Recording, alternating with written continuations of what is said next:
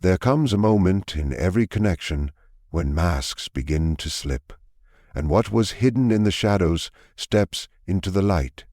It is in this moment, when control is no longer possible, that the avoidant reveals their final, most desperate moves. And if you learn to see them clearly, you will also learn the truth about what lies behind their silence, their accusations, their vanishing acts. When an avoidant realizes that their influence over you is slipping, that your sense of self no longer bends in response to their silence or distance, they turn to a weapon that has always been within reach: withdrawal. This is not simply the quiet absence of presence, nor the ordinary retreat that anyone might take when overwhelmed.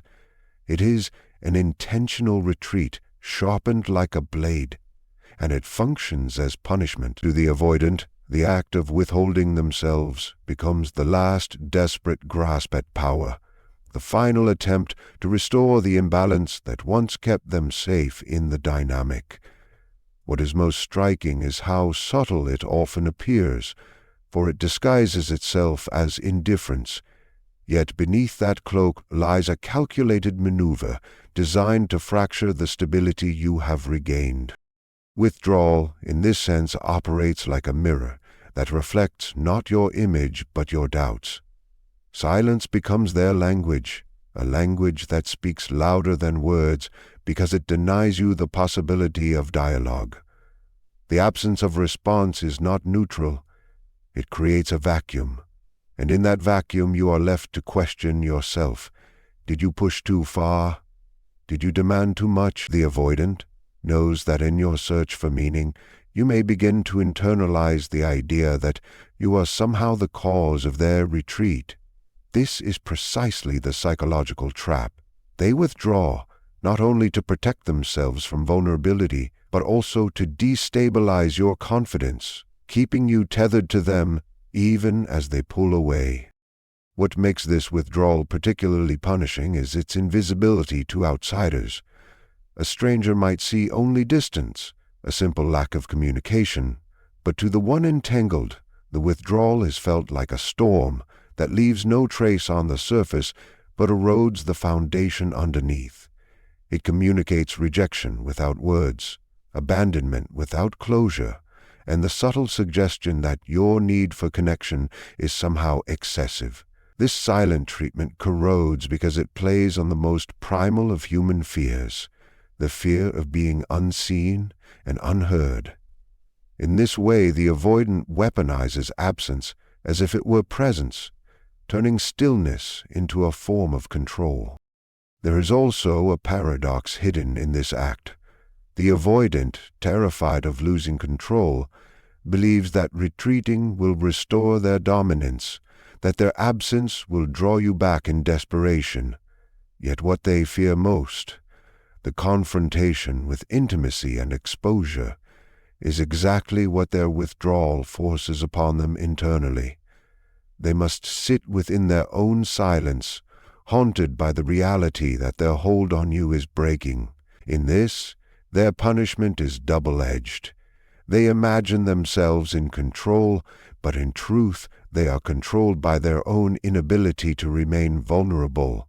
The move they use to punish you also deepens their own isolation, trapping them further within the fortress they have built against connection. The psychological weight of this withdrawal is heavy, because it is meant to linger.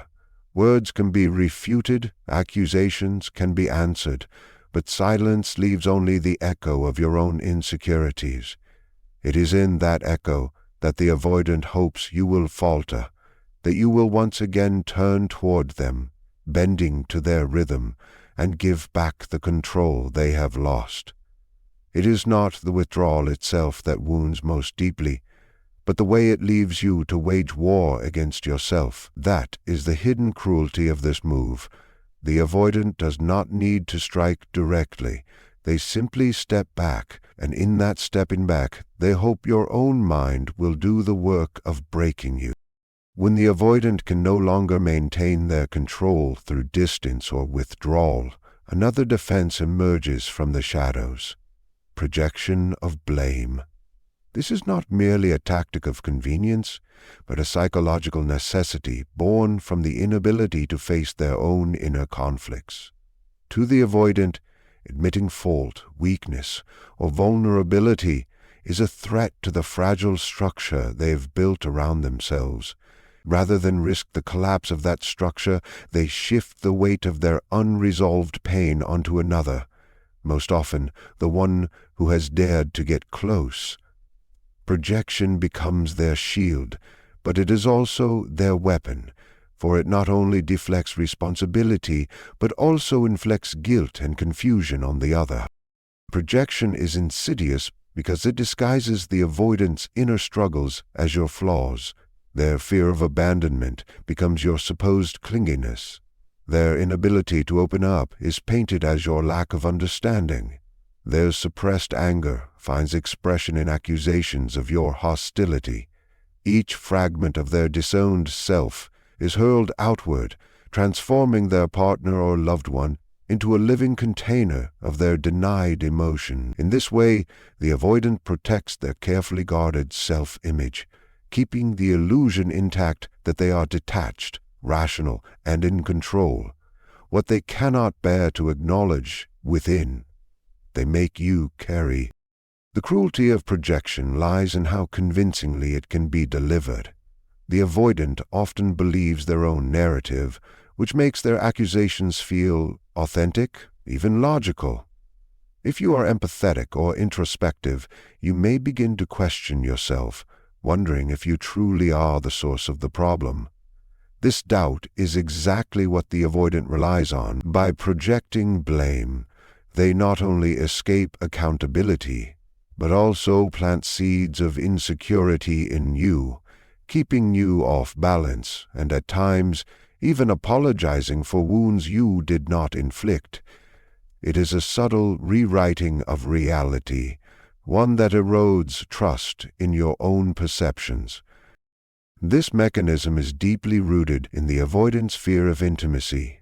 To admit blame or vulnerability would mean acknowledging their own imperfections, their need for others, and the very emotions they have long suppressed.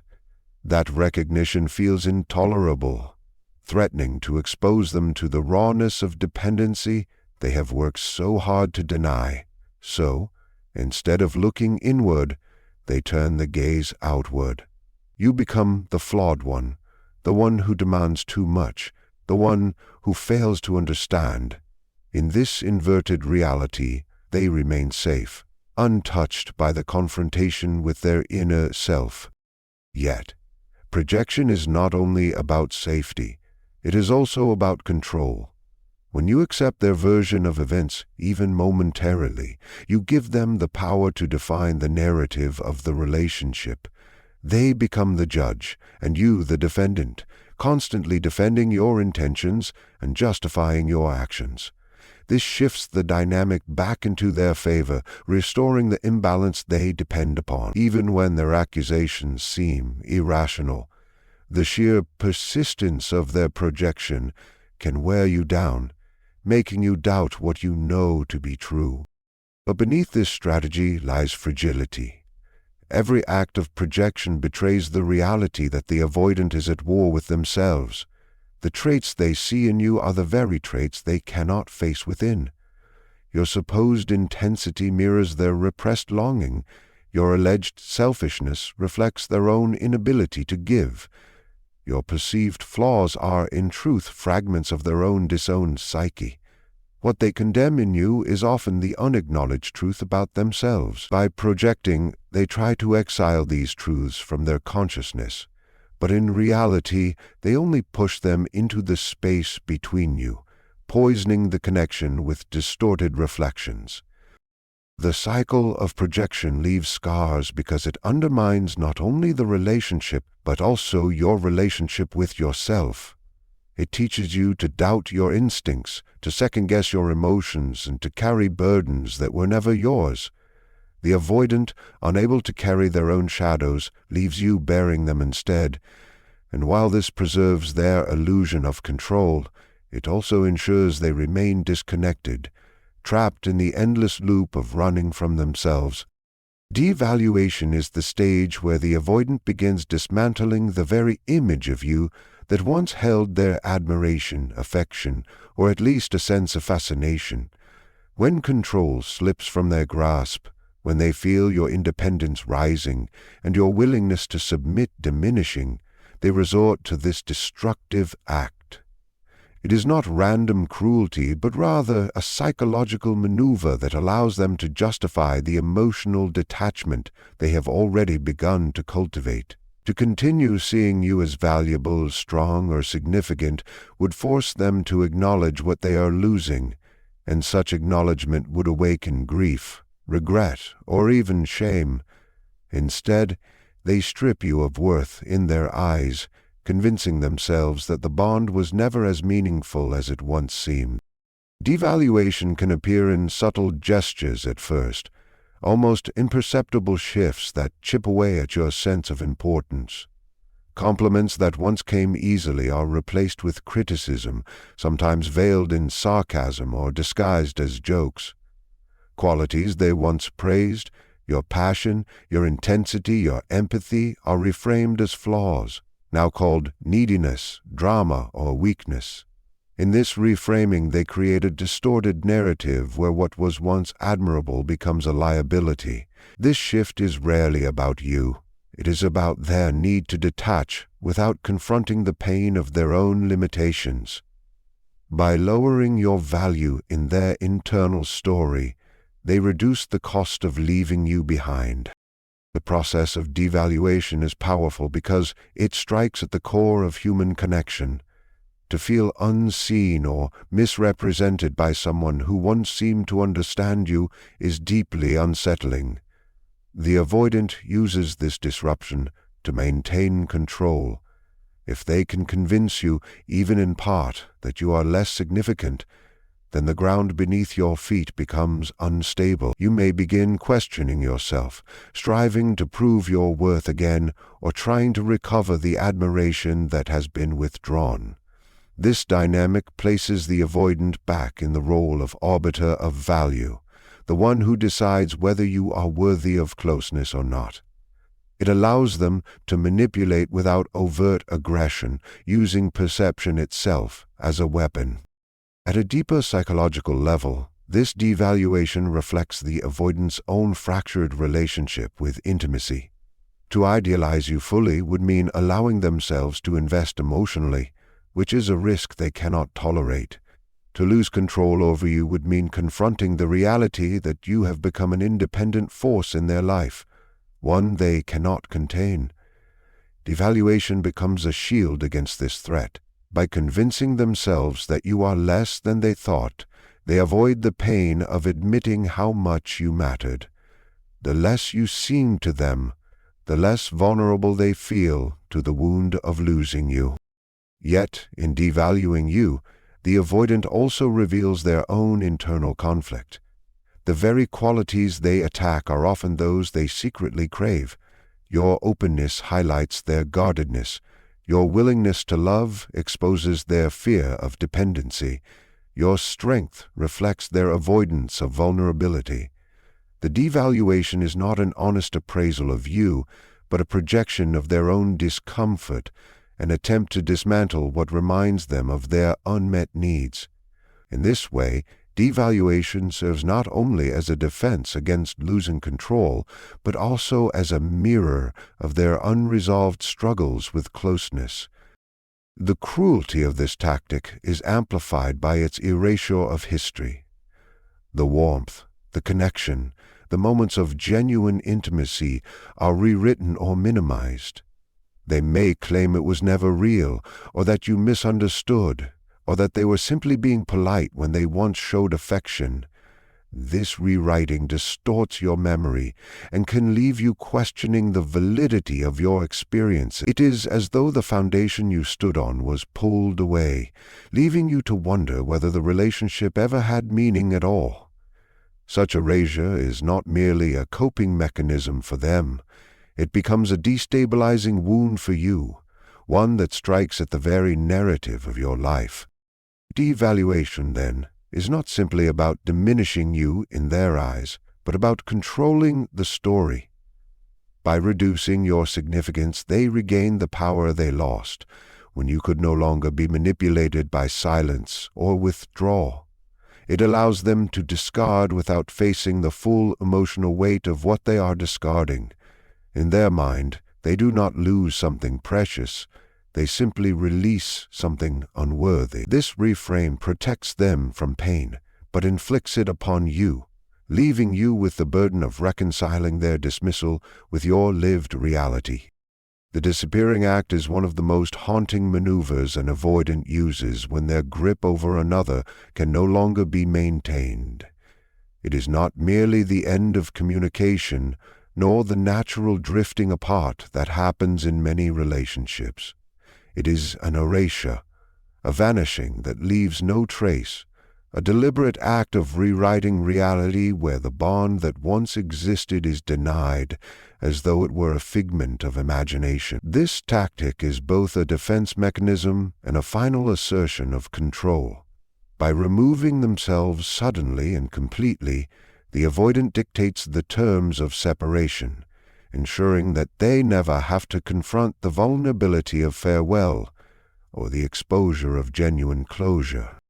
The disappearing act often begins silently, without warning, without explanation. Calls go unanswered, messages are ignored, and their presence fades from spaces where it was once consistent. The absence is abrupt, but it is delivered in a way that feels casual, as if nothing remarkable has happened. This calculated indifference is part of its sting. It denies the significance of the connection, leaving the other person to grapple with confusion, rejection, and the aching sense that their role in the avoidant's life was inconsequential. The sudden void left behind is designed not only to protect the avoidant, but also to destabilize the one abandoned, making them doubt the reality of what was shared. What makes this tactic especially cruel is its effect on memory. The disappearing act forces the other person to question their own perceptions, to wonder whether the intimacy, the words, the gestures of closeness were real or simply imagined. In this way, the avoidant does not only vanish physically, they vanish emotionally from the narrative, rewriting it as though the relationship had little or no meaning. This erasure inflicts a wound deeper than anger or conflict ever could, for it is not based on confrontation, but on denial. The silence leaves no point of resolution, no space for dialogue, only an unending echo of questions that cannot be answered. At its core, the disappearing act is a response to fear.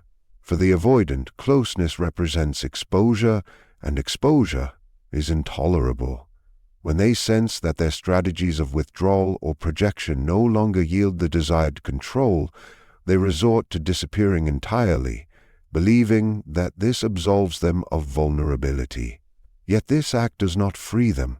It traps them in a cycle where every connection must end in avoidance, where every bond is severed not by authenticity, but by flight.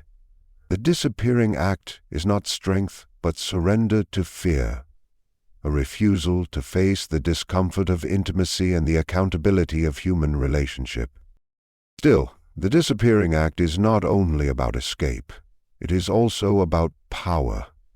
By leaving without words, without explanation, the avoidant holds the upper hand. They leave you searching for reasons, replaying conversations, analyzing every detail for clues. In this silence, they retain control of the narrative, for it is they who decided when the story ended, and they who ensured there would be no epilogue. Their absence becomes louder than any presence, echoing in the unanswered questions and unfinished sentences left behind. This lingering power, even in their absence, is the final assertion of dominance. Yet hidden within this vanishing act is a paradox that betrays the avoidant struggle. By erasing the connection outwardly, They hope to erase the vulnerability inwardly. But memory does not disappear so easily, and the very act of denying the bond often signals how deeply it unsettled them. Their silence may protect them from exposure, but it also condemns them to isolation. In fleeing intimacy, they flee themselves, and in erasing the other, they reveal the emptiness they carry within. Even when the avoidant has withdrawn, projected, devalued, or disappeared, the shadow of control still lingers. It is not enough for them to physically or emotionally leave. They often need to ensure that their absence continues to shape the other person's inner world. This is the final echo of their influence, a way of remaining present through the void they create. The shadow of control is not an overt act, but a residue, a lingering imprint left behind in your thoughts, your doubts, your attempts to make sense of what unfolded. It is a strategy born from the same fear that guided all their earlier maneuvers, the fear of being powerless, exposed, or forgotten. This shadow manifests in the silence they leave behind. Unlike a clean break that comes with honesty and closure, the avoidant leaves unanswered questions, unspoken words, and unfinished chapters. These gaps become fertile ground for obsession, rumination, and self-blame. You may find yourself replaying their last words, interpreting their silence as though it contained hidden meaning, searching for signs that might explain their retreat. In this way, the avoidant maintains a form of dominance even in absence. Their refusal to engage keeps you engaged. Their silence speaks louder than words because it forces you to carry the weight of interpretation. The shadow of control also works through ambiguity. Avoidants rarely leave with clarity. Instead, they may give half answers, mixed signals, or cryptic gestures before withdrawing. This lack of definition ensures that you are never fully released. By withholding a clear ending, they create a state of suspension where you remain tethered to them in uncertainty. This limbo is not accidental.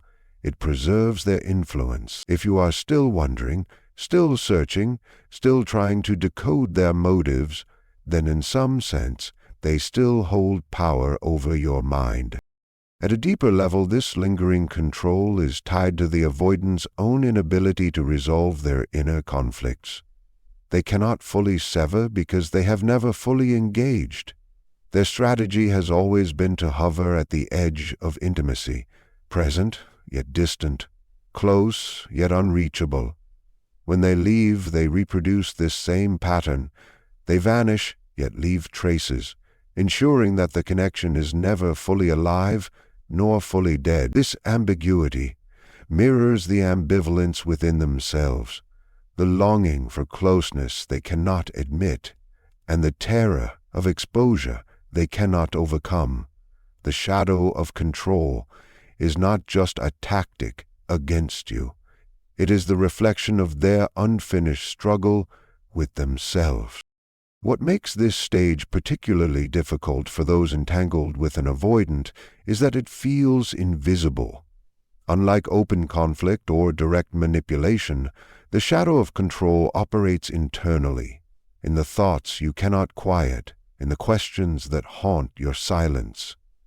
It makes you feel as though you are fighting against yourself, when in reality you are wrestling with the traces of their unfinished presence. The avoidant, by leaving gaps instead of closure, ensures that they remain an uninvited guest in your mind long after their physical presence has gone. The shadow of control also reveals something about the human psyche as a whole. Absence can wound more deeply than presence. Words can be confronted, actions can be challenged, but silence and ambiguity leave no object to fight against. They linger like a ghost, shaping perception, haunting memory, bending thought inward upon itself. The avoidant, consciously or unconsciously, knows this. They rely on it, trusting that their silence will echo longer than their words ever could. This is the essence of the final dirty move. Not control through direct action, but control through absence, through leaving you unsettled, unfinished, and searching. The avoidance final moves are not about you, but about their own inability to bear the weight of intimacy. Withdrawal, projection, devaluation, disappearance, and the lingering shadow of control all arise from the same core wound, the terror of being exposed, the fear of needing, the dread of losing power over their inner world. What they present as indifference or superiority is, at its heart, a profound vulnerability they cannot face. And though these tactics can wound deeply, leaving scars of doubt, confusion, and longing, they also reveal something essential. They show that control is only an illusion, and that even the harshest retreat cannot erase truth. If you see clearly, you realize that their silence is not your deficiency, their blame is not your burden, their devaluation is not your worth, and their disappearance does not erase the reality of what was shared. The shadow of control loses its grip the moment you recognize it for what it is, a projection of their fear, not a reflection of your value. To stand free of this is to reclaim yourself, to no longer fight ghosts, and to understand that the end of their control is not the end of your story. It is the beginning of your liberation.